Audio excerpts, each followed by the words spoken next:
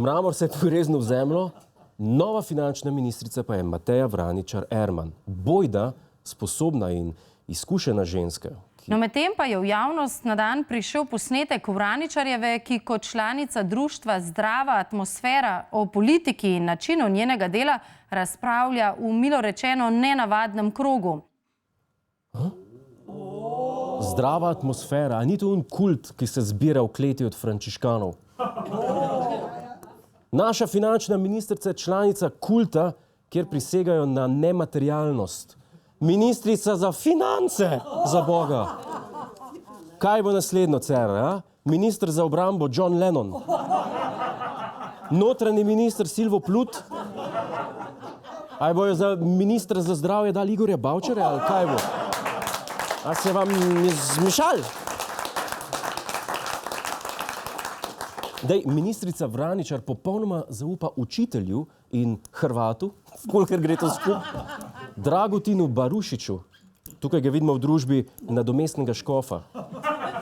Ministrica ga kliče Beli mag, kar je samo en korak v stran od Gandalfa. Barušič zase prav, da vse budno in ljubeče spremlja, ter jih čaka na vratih rajskega kraljestva. Tip je živ, pa stoji na pragu nebes. Kaj, v komi? Dajte malo prečakirati. Ministrica pa je, hodi k njemu po nasvete.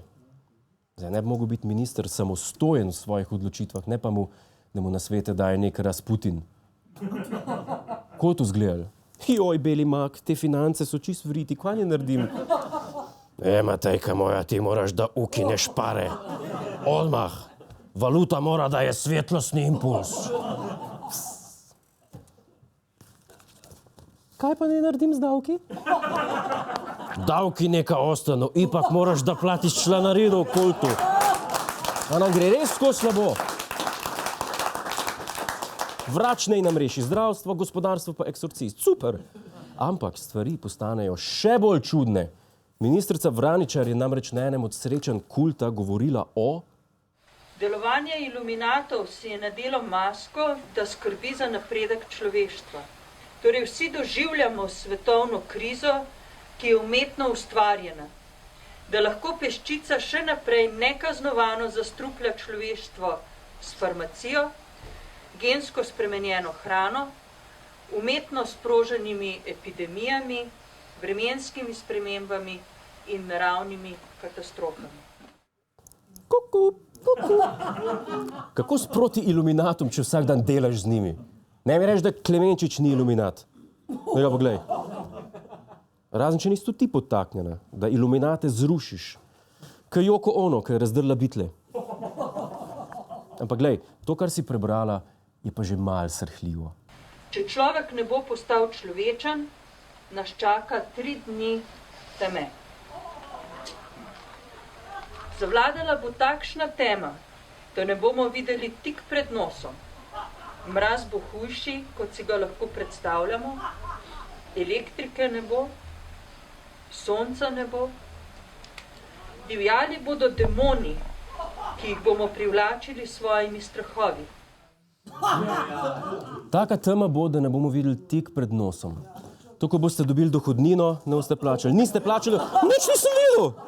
Nisem videl! A ste videli, ko so ugasnili luč, ko je omenila 3 dni teme? Tem se reče dramaturgija. Ne, imeli smo že svašta na oblasti, ne. Nekateri so grozili s trojko, eni z zombi, eni s palčki, z murgel. Z demoni nas pa še niso plašili do zdaj, ne. To je to narod. Ta država je uradno umobolnica. Naprej. No, je pa res, da zdaj vsaj vemo, kako bo izgledale seje v parlamentu v bodoče.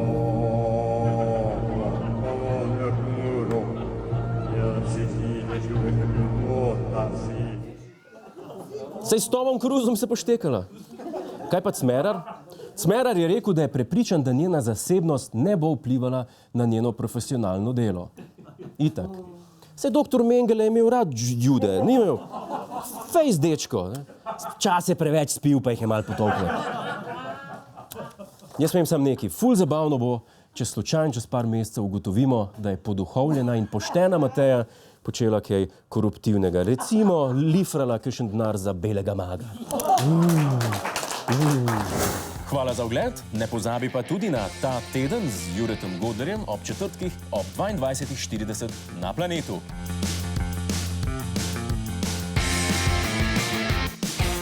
Hej, tujec! Polajkaj nas na Facebooku, posledi nas na Twitterju in naroči se na naš YouTube kanal.